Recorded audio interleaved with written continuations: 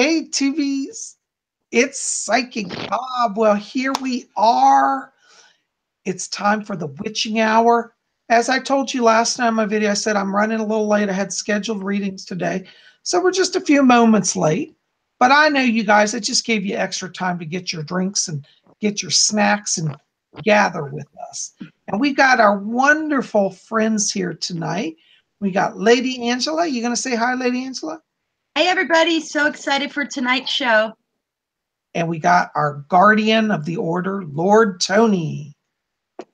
Hey, everyone. Glad to be here. Yay. Well, I'm so glad everybody's here. And it looks like we got people gathering, and I just want to welcome you guys.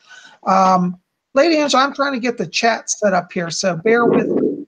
Well, we got a lot of regulars and some new people here tonight, it looks like. Shout out to Moon Faye, to Laura, to Lilith. Some new people, Pick the Pagan, Paul Croft, Moon 13 Storm. That sounds about like Tony's email address. It's all super long. I love it. Hold on, I got to mute it. So guess what I've been up to? Hold on just a second. Okay, I'm back. Tell me what you've been doing, Lady Angela. I've been finishing 2 books, and I have them here to show.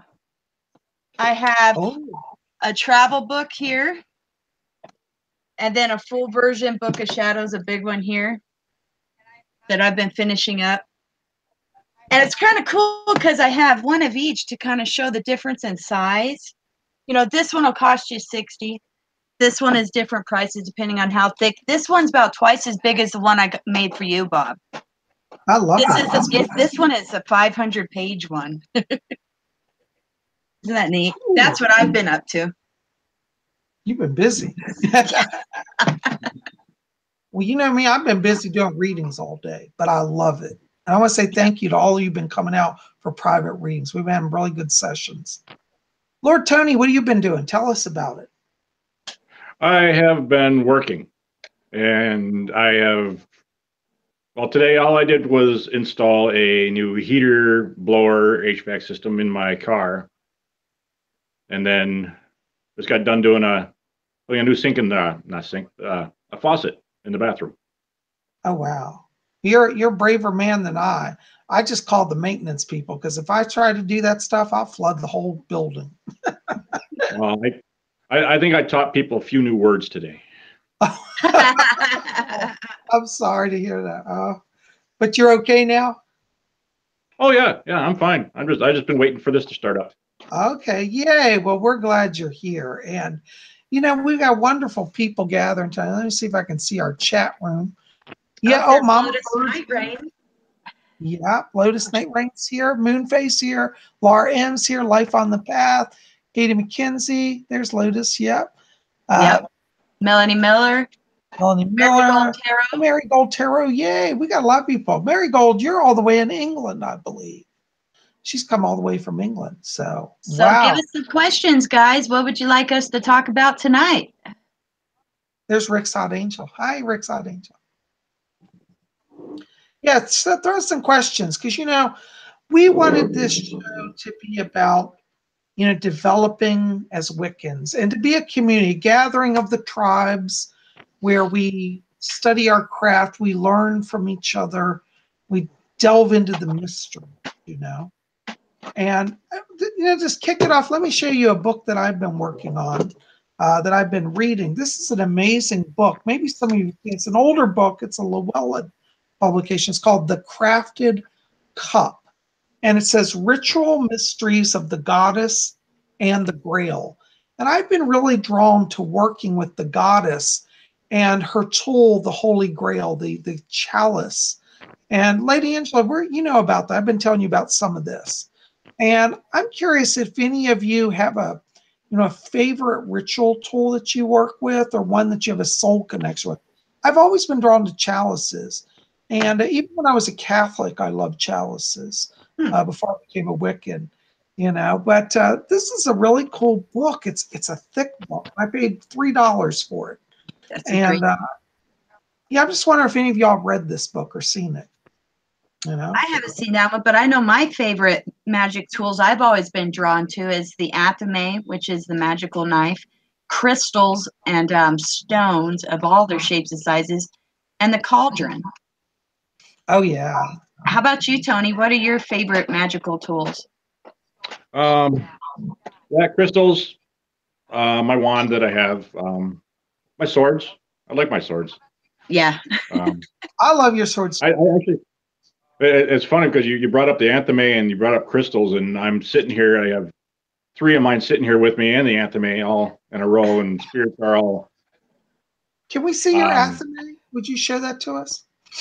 Yeah, this is my antheme. It actually has a pentacle right there. I don't know if you can see it or not, but yep, on there. But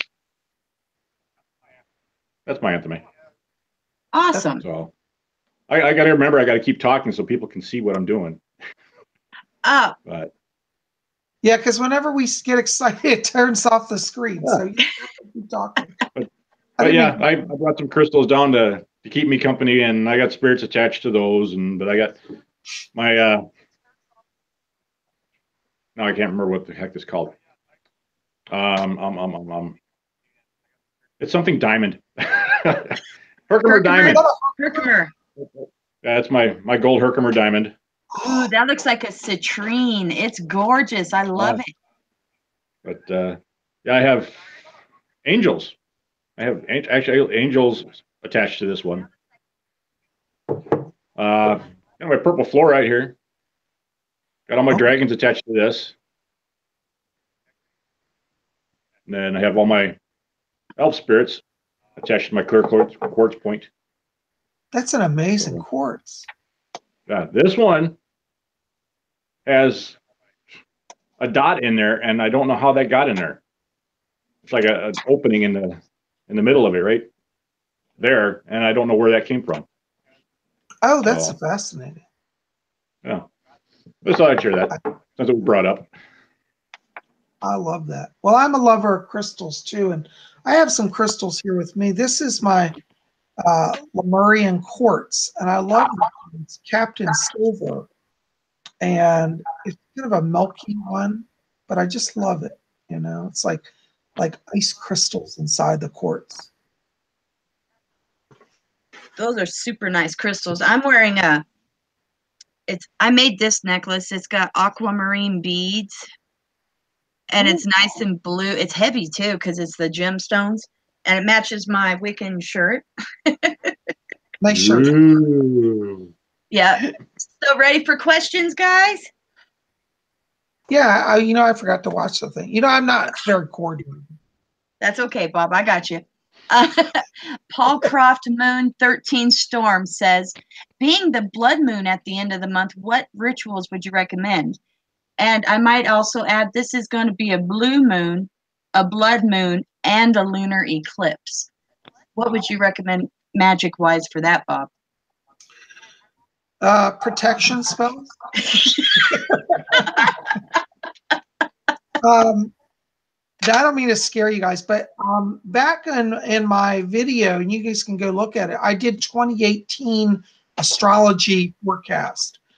And I mentioned about this moon that's coming up. I'm not trying to scare you guys, but I believe that it could foreshadow the coming of a major world event like a war or some type of crisis. And I think that, when we see signs like that, it's good to kind of, literally we should think in terms of protection, protecting ourselves, our families, our homes. So I think it is actually a good time to do protection magic.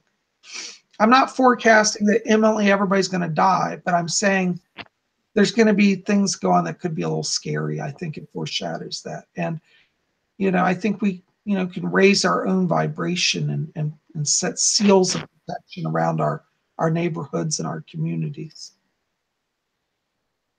Wow, that's intense, but I agree with you, Bob. Nico Leds asked us about the properties of silver. Tony, I'm gonna let you do that. You like silver, I think. Oh boy, no, you lost me on that one. I'm sorry. I really don't know. Sorry. I was thinking that you liked I thought that you had a silver piece, like a sterling silver nugget. Was that you? Or am I confusing you with somebody? I think you got me confused. I really don't play as much with silver. Sorry. Okay. All right. Sorry about that. You know, I talk to so many people. Sometimes things overlap, you know.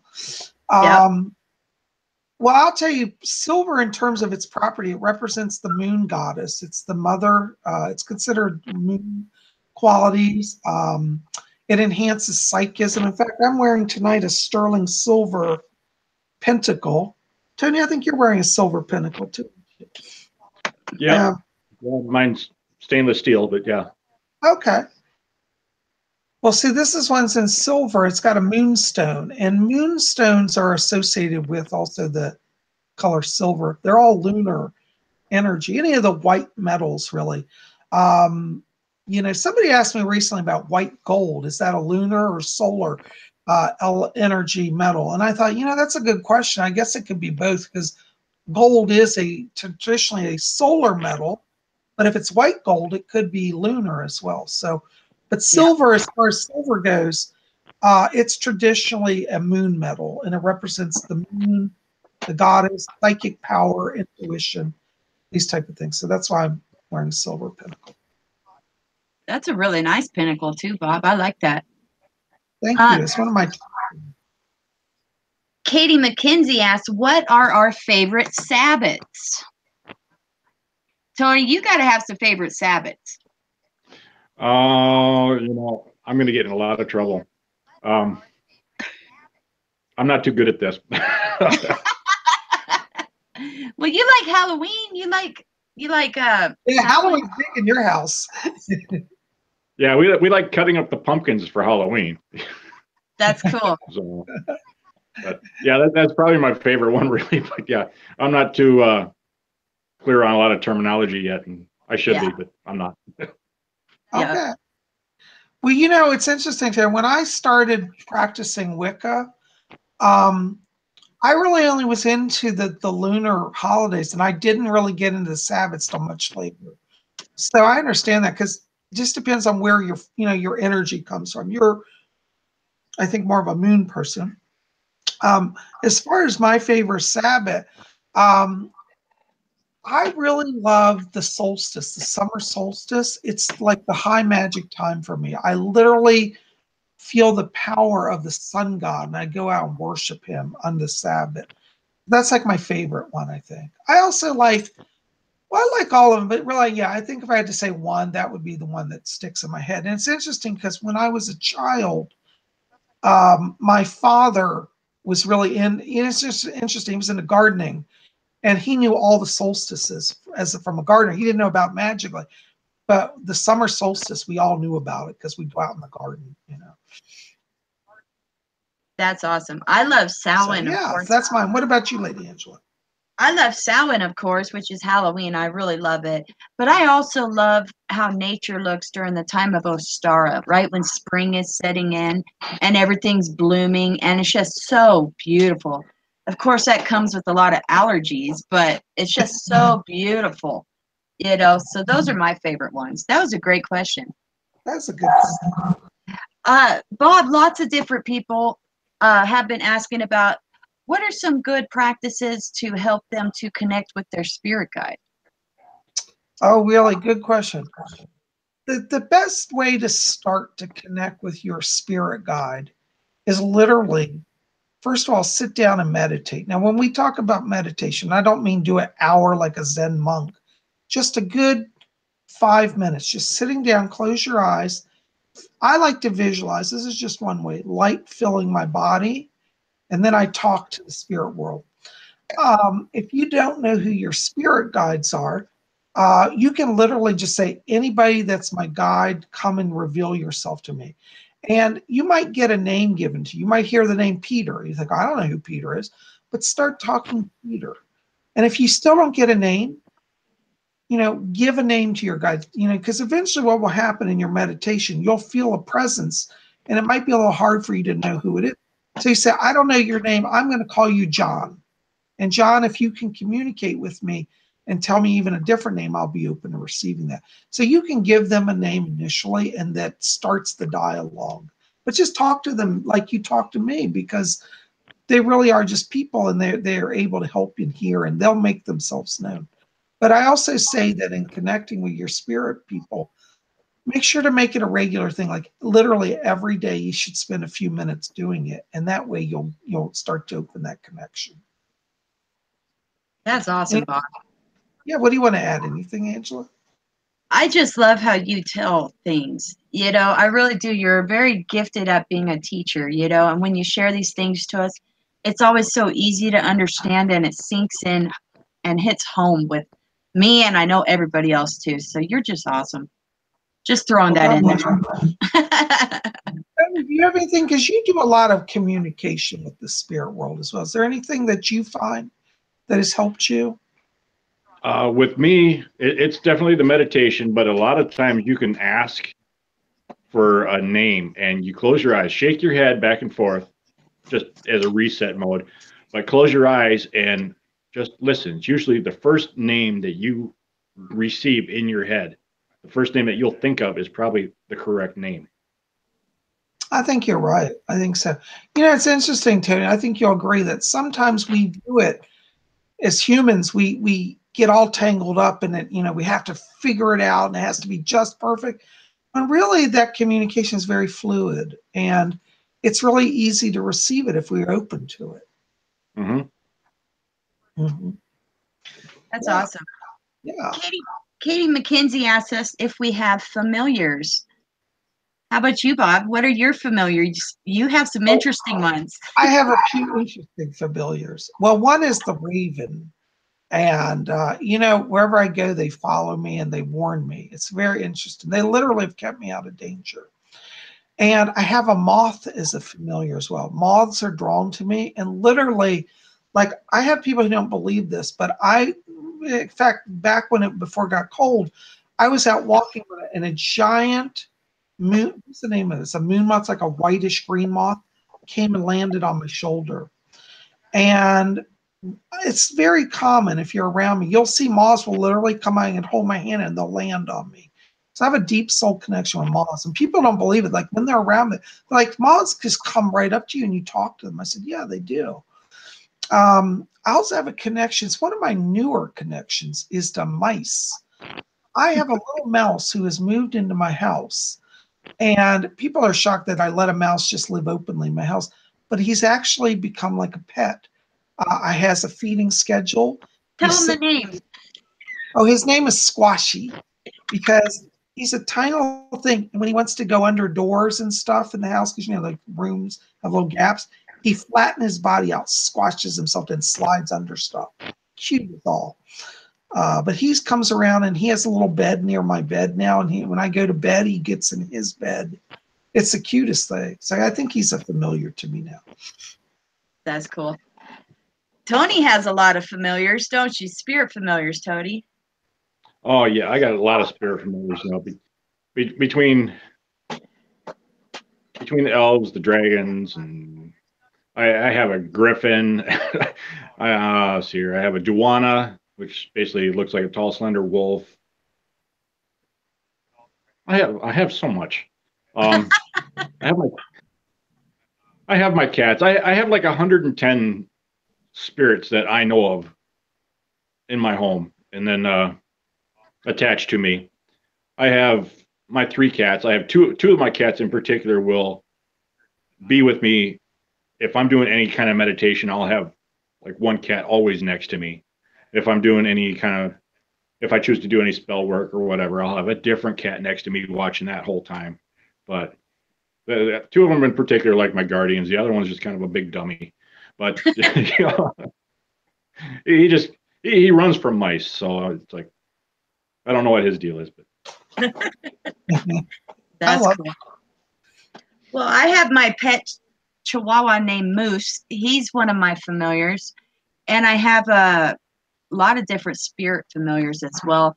Both mythical creatures like dragons. I have several of those, and a jinn and angels and many others, and also too, just like the spirit of loved pets that have passed. You know, if you call to them, to a guide, they will come to you and make themselves known. They speak to you in different ways. Some in your own voice, some you can hear audibly, some speak to you in dreams or in sensations. You just have to still yourself and listen to it, and you can find your familiars and guides as well. Yeah, we have a new one in the house now. I'm trying to figure out what it is, but my wife woke me up at 4:15 in the morning, screaming that someone's in the house, and there's a light in the bedroom, and I just kind of, as I'm opening my eyes to look, I can see the light disappearing out of the corner of the room, and there's no way light can come into that spot of the house. So I'm literally walking around the house like a cop with a flashlight in one hand, the gun in the other hand, going through my house trying to figure out what this is. But the more I think about it, the more I think there's a different spirit in my house that I have to figure out who is now. Look, Lotus Night Rain asks us a great question. She asks, what incenses or oils do we recommend to clear negative energy from one's living space? Myself, I'll recommend Nag Champa, the good kind of Nag Champa. I think it's from the Hymn Company. It has very, very potent cleansing properties and balancing and grounding energies to promote prosperity and happiness in an area. That's my favorite one. If I think there's bad mojo, I'll use some sage. I'll sage a place, and then Nag Champa. It really works good. How about you guys? What do you like to use and recommend? I'm a big believer in frankincense. And what? In frankincense. Yes. And I like that in oil form as well as in incense form. Yep. Dragon's blood works well. So does myrrh. You know, if you have access to it, it works great. I love when you have the resins and you're able to crunch them up and then throw them on a charcoal in a censer or in a cauldron, you know, in a burning dish. And it's just such a more potent, strong smell. And it really brings back, you know, I have intense memories of past lives when I smell incense I've made like that. You know, back in Egypt during the times when the big censers were outside of the palaces burning and smoking, that thick smoke. It's pretty trippy. I love it. Do you have a favorite incense or oil, Tony? I'm really partial to the Palo Santo wood. Oh, I don't know. I've heard of that. Oh, yes. I don't know that. I've not used that. Yeah, it's not too overpowering, and I have to be careful because, you know, other people are in the house, and so if I'm using it, I'm real quick with it, or they're not home. That's very smart. Palo Santo is very powerful. I don't know this. I've never heard of this. Tell me about this. I'm not sure where it comes from. It's just a Palo Santo tree, and it's the vibration that comes off of when you let it smoke. It's enough to literally scare anything that doesn't belong in your house out. It shows that you mean business, and it means get out now. Yep. That's cool. Well, there you go. Yep. New. Ben Schindler has an interesting question. He says, I've seen a shadowy creature in my room once. He reached out his arm towards me and absorbed something out of me. Uh-oh. You know, Ben, that's a really interesting situation. I want to jump in on that. He said it did happen during a dream, but it was a lucid dream. When we are in our sleep state, in our dream state, we do literally walk between the worlds.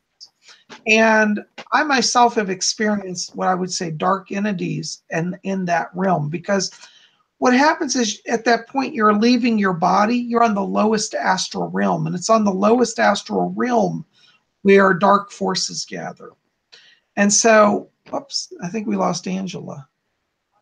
No, I'm here. Okay, there you are. You disappeared off my screen. But that's where, you know, one of the things is I would say is that in your case, you were connecting to a lower astral plane entity. And a lot of them are psychic vampires, so they will try to take power off people. Human beings have a specific light around them. And when they come out of their body, they're in the spirit world, that light is seen. And the lower entities love that because they can feed and draw power. So one of the things that you want to do when you go to bed at night is tell your spirit, hey, Gab said he's experienced this too. It can be scary. Yes, I'll come back to that. Tell your spirit guides that you want to go out of your body very quickly, and they'll pass you through the lower realm that you won't experience that, and they'll take you to the higher realms so you can get instruction. And ask them when they bring you back to bring you back very quickly, and you'll stop having that. That used to happen to me sometimes. And one time I woke up, maybe you guys have had this, where I woke up and there was literally, and I saw it clear as day. I was wide awake. There was a black hooded figure that was looked like a death figure standing right by my bed. And it was not just, the angel death. It was something evil because you could feel its intent. And I was literally paralyzed. And then I, got my breath and it went away. But I remember that. I've had a similar experience. Wow.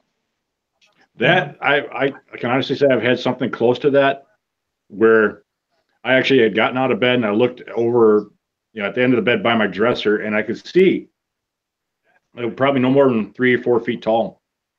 It was hunched down. It was wearing a cloak, and all I could see were like 2 yellowish orange eyes. And I don't know why I do it this way, but I looked at it and I said, "How you doing?" And it faded away. Yeah. Wow. I believe it. I think that these entities do try to cross into our realm. And I think for those of us particularly who study the magical arts, our vibration is higher and we perceive that dimensional shift around us more than a lot of people. Wow. I want to give a shout out to Gav Hines here from Britain. He's staying up late out of London to see us. And Gav, I'm glad to hear also that you've had this experience. Not glad that you suffered, but it's good to have a confirmation is what I'm saying. And for anybody who's watching this, if you had that experience, don't be afraid. It's not a sign that you should give up your spiritual work, but it is a sign that you're actually making progress because you're tapping into another realm. Not always the best realm, but you can get beyond that realm. Very interesting. Kalina Angel asks an interesting question. She says, "Hi, Bob, Angela, and Tony. Lately, I've been getting deep connections with Baphomet, which was unexpected. I know this being scares many, but is a very loving presence for me. What are your feelings on Baphomet?" That's interesting. Is there a relationship, Bob, between Baphomet and perhaps Kali, who is also a mother goddess? Well, Baphomet's actually Baphomet's the Horned Lord. Oh. He was actually reverenced by the Knights Templar. And the Baphomet today, I'm going to give some background on that. Baphomet today is predominantly invoked by the Satanists, and he's being promoted as an evil entity. But that was not actually his original form or incarnation. He looks scary, but he's really the Horned Lord. And in the original Baphomet images, they have an upright pentagram on his forehead, which is white magic. But the Satanists have taken it and they do the same image, but they put an inverted pentagram on his forehead. And that's how it's gotten the reputation of being satanic. But Baphomet is actually the form of the Horned Lord. And the Knights Templar, even though they were Catholic, were explorers in the occult arts and discovered the Horned Lord. They didn't discover, they uncovered that there was an ancient pagan tradition that honored this form of the Horned Lord. Let me clarify that. That's awesome. If you're getting a positive experience, Kalina, and I'm so glad you're here tonight. Thanks for coming. If you are getting a positive experience, I would say that you're tapping into the energy of the Horned Lord, which in Wicca is one of our god forms. Gotcha. Ben Schindler says that as a child, he used to perceive like blobs in his vision, like little dots, red, green, and blue. Ever since he's got older, he doesn't see it anymore. Would you like to speak on, because you did see things when you were a child too, huh, Bob? So you have experience with this? Yeah. I did see spirits when I was a child, and I also had premonitions. Like I just knew like when people were going to die. It was very traumatic for me. I didn't understand it. And you have to understand, I grew up in a home where this was not supported. And so for a long time, I tried to suppress my ability. But see, psychic ability is not something that you choose. It's just part of who you are. And when I became a teenager, it came up again. And no matter how much I tried to oppress it. And hello, my little mouse just came in. Hello, Squashy. He's looking at me. And, you know, when you have, you know, experiences as a child, I'll try to understand that you're processing that through the mind of a child. And if you revisit that as an older person, your experience may be very different. When I joined the spiritualist church, that's where I was trained in my psychic ability. My teacher said to me, "How do you feel about doing psychic stuff?" I said, "I don't know, because it's kind of scary." And she said, "Well, why is it scary?" And I told her about my experience. She said, "Now you've evaluated through the mind of a 6-year-old, 7-year-old child." She said, "It doesn't necessarily have to be like that now." And so she helped me to understand that I could revisit that experience of having visions and understanding it from a different place. And so I took the risk to go back into that connection. And that time it stopped being scary. So I would encourage you, you know, try to understand that your inner child on some level, you know, could have some healing, and working with a good psychic or counselor that understands the spiritual world can help you. I was lucky because my teacher was not only a psychic, she was also a psychotherapist. So she did kind of healing work on many levels with her students. That's cool. Katie McKenzie put a really cute comment. It says, "Aw, Squashy," and a little picture of a mouse. It's really cute. I didn't see that. Yeah. Christina R. Pham said something there cool. It is. See it? She says, Yeah. in a past life during the Salem witch trials, she discovered she was from a past life in Salem, and she also found out her name and that she was a healer. That's really cool. I've often tried to research that. Have you ever, Bob, to try and link your name up with one of them, you know, from then? That's fun. Well, you know, she definitely was connected to all of that. Yes. Let's see. How do you know what you saw when a kid was real versus your imagination? She used to see Native Americans at the end of her bed. That's Horror Beauty FX. You were probably seeing Native American spirits for sure. You know, I think that's the benefit of children that are raised in a Angel, family. are you still with us? I'm still here. Tony, can you hear me? Oh yeah, I hear everything. Okay, we got some freezing going on here. Huh. Yeah, there's something that I don't know if you noticed it or not, but back when you were discussing Baphomet, there was a loud, deep guttural laugh that went through the speakers, and I'm not sure if it was from here or over there, but I asked the question on the chat, and other people have heard that too. I'm just kind of curious about it. I've got the hair on my arms is standing straight up right now. Look at that. I can see. Oh, wow. All right. I didn't hear it. The dark forces want to block us. Well, in my case, I heard something weird and then everything went down. So, but you know, we banished that here, and I'm going to do an invoking spirit pentagram. You guys now do invoking spirit. You start at the bottom left corner and you go upwards, because the top point of the pentacle spirit. So we said, "Here, this pentacle I lay for protection now, by night, by day." And that will set the energy for our show tonight. There we go. We could all do that. What Tony said, I couldn't hear him. He said, "Sweet." Sweet. Okay, there. Yeah. You know, you might want to do some research, those of you who are new to Wicca, particularly about the different types of invoking and evoking and revoking pentagrams. I find that they really work, you know.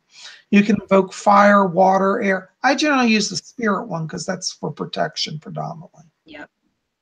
That's a lot of why smoke is so powerful, you know, incense smoke or any kind of smoke is so powerful, is because it is of the astral plane, you know, because it's of air, you know, and it does tie in with spirit as well. So. Absolutely. Oh, we got another. Does Real Tony sick. have a YouTube channel? Yeah. Yes. Tony, what's your YouTube? It's my YouTube channel is Anthony Lightbringer. Okay, there you go. Go sign up, become a subscriber to him. And Tony's going to be putting out some more mystical videos soon. I can just feel them coming. I'm excited. Yep. I'm thinking about it. I've just finished up building, the night vision camera, but I've also got a nice IR illuminator setup. I just got done building up now too, so I'll be using more of that. You know, Tony, we're going to have to talk about this because I want to start doing night vision seances, or I don't know, infrared, where I could be in a dark room and do physical phenomena seances and film it. Right. Can you recommend? Well, we can do this offline, but I do want to talk to you about that. Okay. Okay, good. Somebody just heard, Katie McKinsey wrote, Imbolc is the next holiday. That's right. Yes, we are coming up on another Sabbath. That's going to be Imbolc, and that's on February 2nd.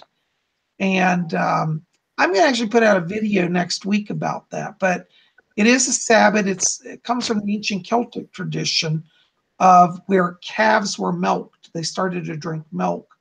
And it was believed to be a sign of like, okay, we're coming out of the deep freeze. Life is coming back. It's the beginning of, getting ready for spring to come. Do you have any insights on Imbolc you want to share, Lady Angela? I've already moved on to the chat. I can't bring my mind back yet. Okay. JG says, anything to break bad luck or break curses. I'll let you take that. Well, definitely wearing the evil eye, which is any kind of an image of an eye, will help with that. Saging, definitely saging. Wearing a pentacle in some way, a piece of jewelry with the pentacle is good. There's lots of different ways to break curses and hexes, but for general protection, carry some kind of trinket or token on you that represents spiritual power and a protection symbol. The pentacle is a wonderful symbol for that. How about you, Tony? You want to offer some suggestions too? Yeah, well, like you said, the pentacle works. Yep. And I don't know why I'm not hearing anything. Something's going on. Yeah, something's going really weird with this microphone. I do have a wraith spirit that will actually protect me against curses and hexes, so I'm not overly concerned over that. That's a good point about how our familiars and our guides are good protective shields. I have a team of dragons that are my spirit guides, but two in particular. I have a brown and bronze looking dragon that he's very vicious and he's my protector. And I have a black dragon that flies about and watches out for me. It's part of my shield, a psychic spiritual shield. Bob, you have some angelic protectors as well. I know you do. Bob? Okay.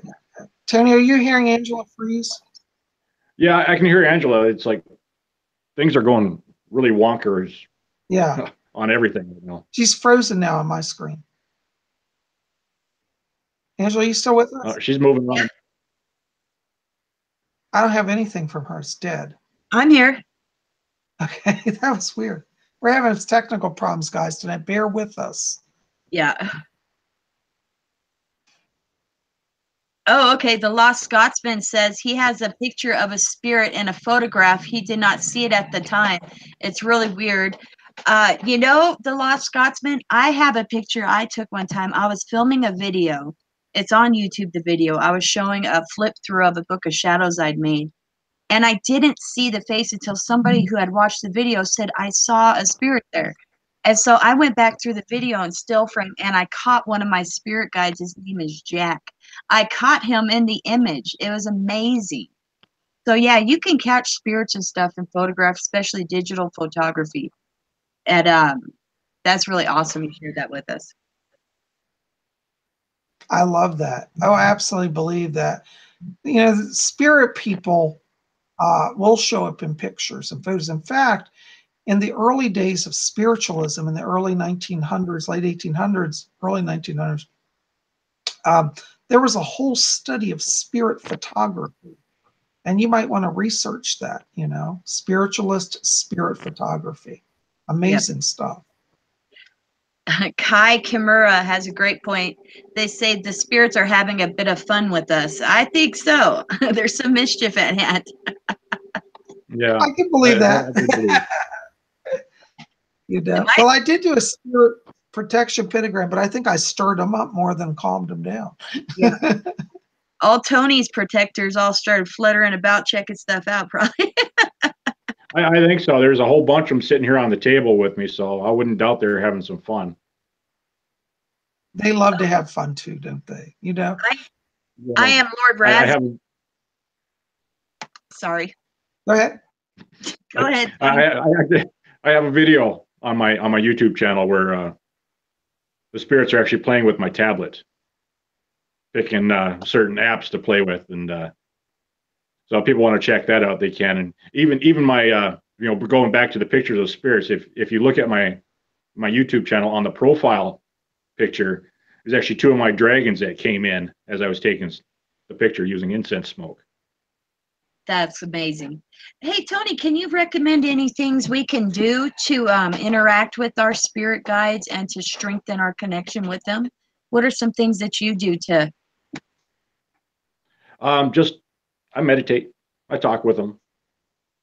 Just act like they're there with you all the time, like they're your buddy, and just talk with them. And that makes well, eventually, yeah, the connection will be stronger, and you'll start to hear them eventually. You can't expect it right away, but I have an angel that's actually warned me in the middle of the night, just kind of spoke in my head, just kind of gave me a quick warning of what was going on. And I haven't heard from her since, but you know, it happens sometimes. Mm-hmm. The Lost Scotsman says, "Come to Scotland, Bob. It's full of spirits here."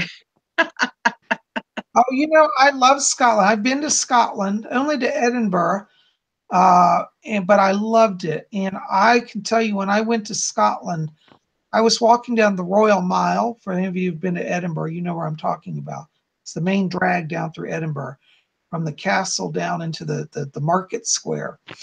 And there's spirits. I swear, every building I went by, I could feel a presence in. So, I definitely want to get back to Scotland. I've had a lot of people from Scotland lately inviting me to come over, and so I think that will definitely be on my itinerary.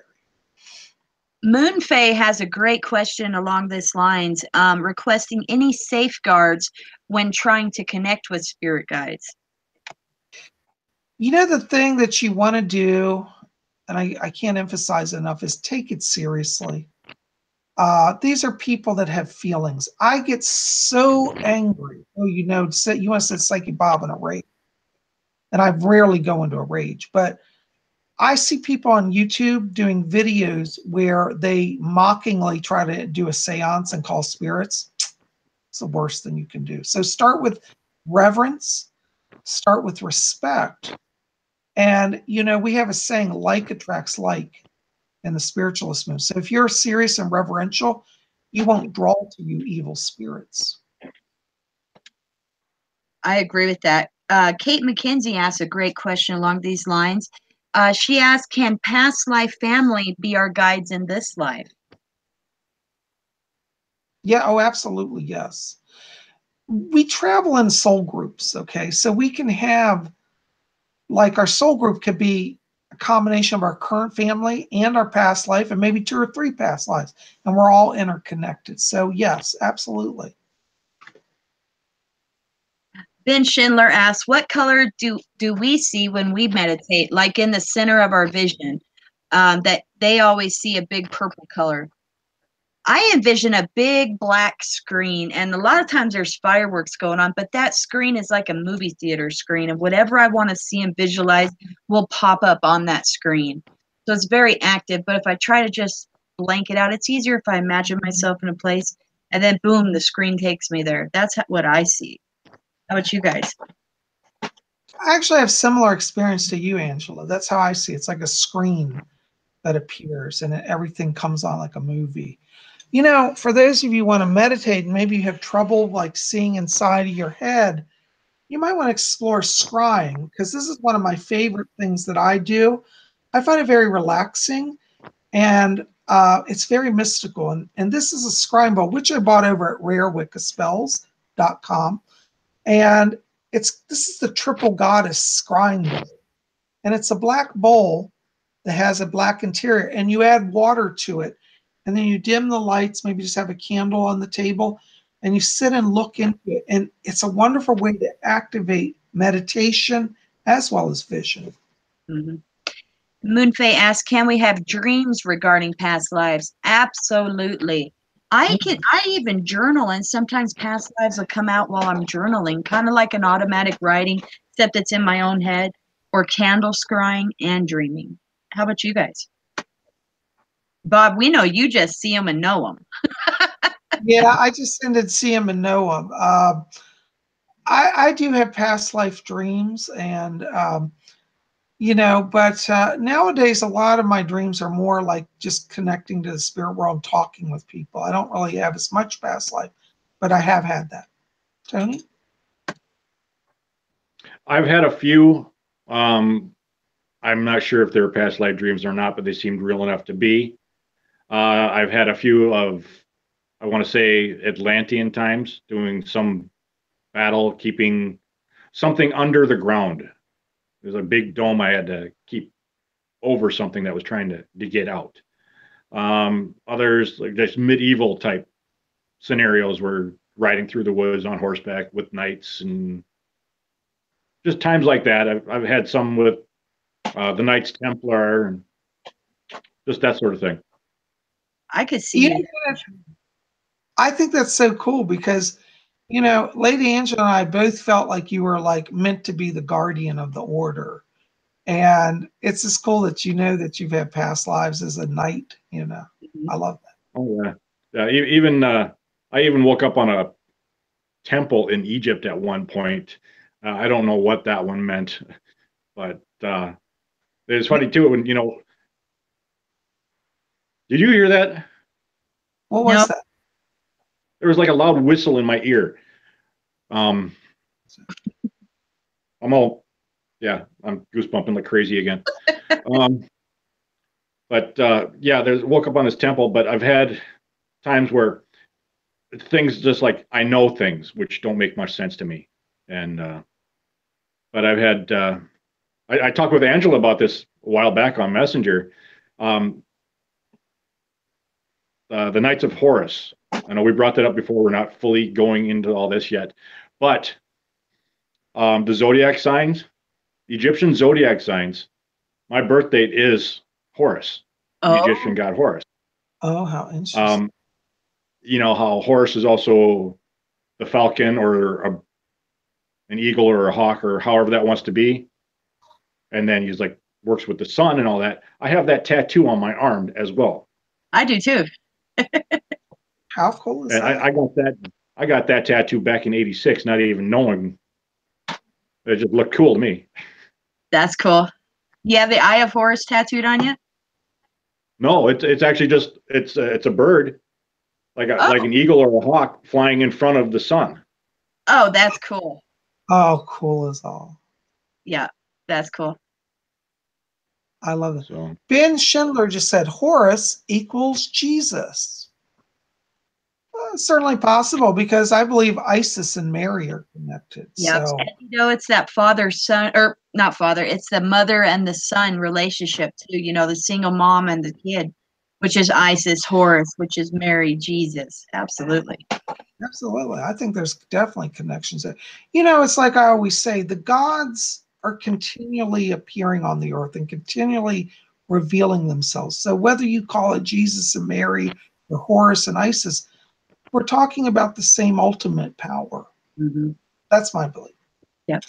And I forgot to mention earlier when we were talking about dreaming of past lives and recalling past lives, I'd recommend you get a hold of some tarot cards. I have some oracle cards that focus on past life recall.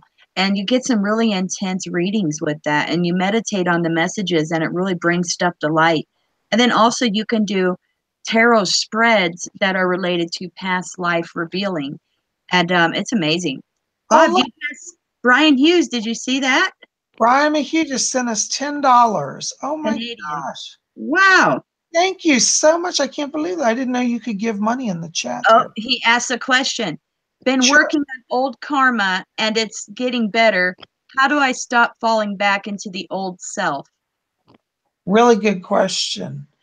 First of all, I want to say when you're talking about life transformation, be careful that you don't hurt yourself. And what I mean by that is be gentle with yourself. So many times we beat ourselves up and we actually slow our progress. So if you have a time where some past stuff comes up, acknowledge it and then let it go. You might run into an old girlfriend. And I'm not saying this is Brian, but I'm just giving this as an example. You might run into an old girlfriend that you cheated on. You think, oh, I see that girl. Now I feel so guilty. I was so bad to her back in the day. You can't change that, but what you can do is say, you know what? I recognize that I did bad. And if you have an opportunity, you can even say, I'm sorry about the past. But if you can't, even if you can't say it, release it. You acknowledge it to yourself, acknowledge it to your gods, and then you release it. That will help you to clear up that karma.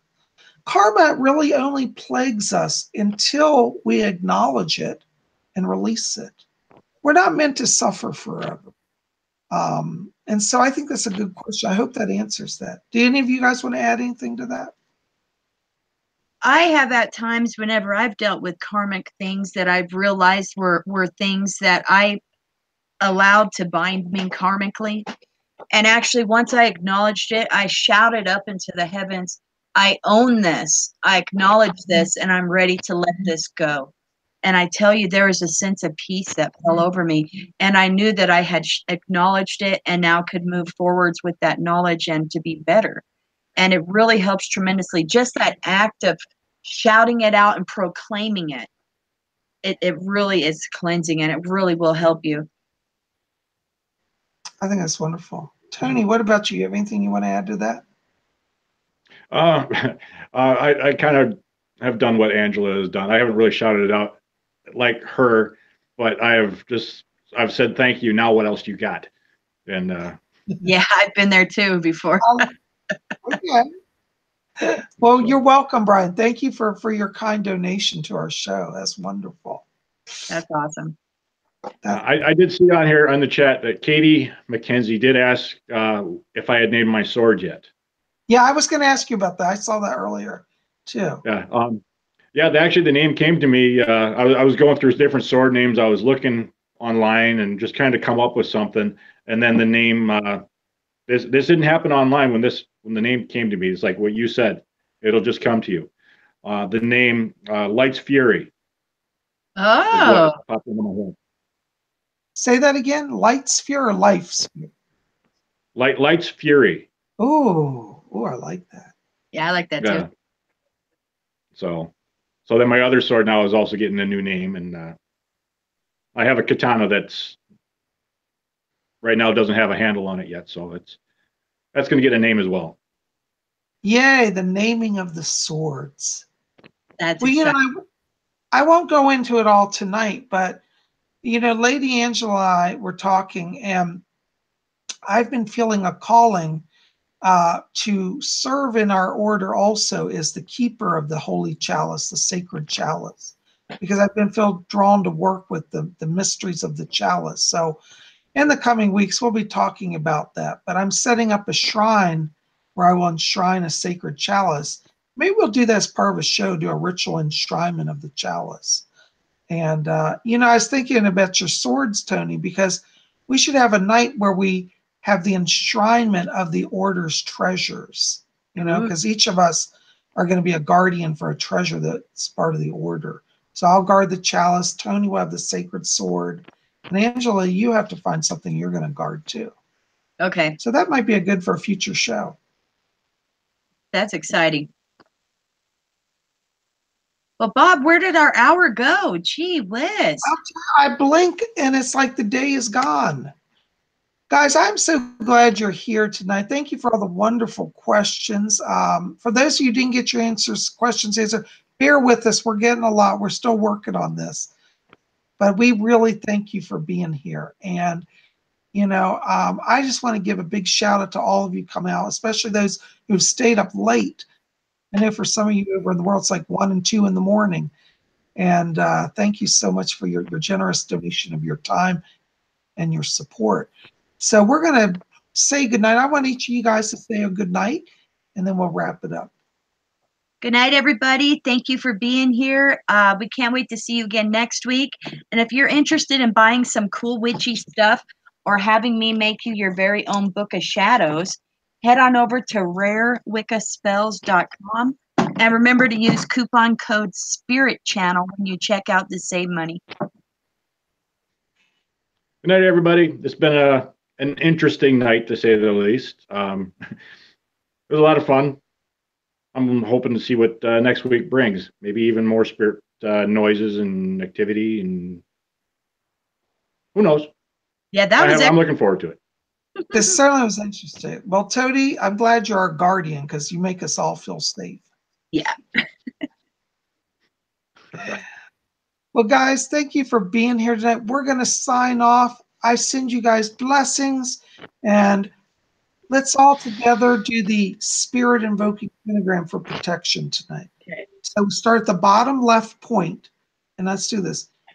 And go up to the top point, down to the next bottom point, diagonal across, diagonal or straight across, and then down to the bottom, and then back up, end on the top point again. And then if you want, you can put a circle around it too. And that's our pentacle of protection tonight. Woohoo! Yay! I think we should keep doing that. Thank you. Well, guys, listen. We'll see you back here next week. Same time, same place, for the witching hour. Make sure to be here. You don't want to miss it. And by the way, Lord Tony, did you want to give out information on people who want to buy wands from you? Or have yeah. If you want to buy a custom wand, we can talk through email. We'll start with that. You can reach me at helliandarkmoon@live.com. Or if you want a angelic healing happening, you can reach me at, this is a long one, www, no, forget the www, sorry. I'm just going to put the link in the bottom. How about we'll have you put the link in the thing? All right, so go below. You'll see Tony's link. Thank you, Tony. Bye, Tony. Bye, Bob. Bye, Lady Angela. Bye, Lord Bob. Thank you so much. Well, guys, we love you all. Sending blessings. Peace be with all of you. And we'll see you here. And if you want to get on my schedule for a private reading, contact me at my website. The link will be below, www.robert-hickman.com. And we'll see you then. Be back here tomorrow on Monday. What's tomorrow? Monday. Yes, we'll have our horoscopes. You want to be here at Spirit Channel. We'll see you then. Until then, may each of you blessed be. Good night.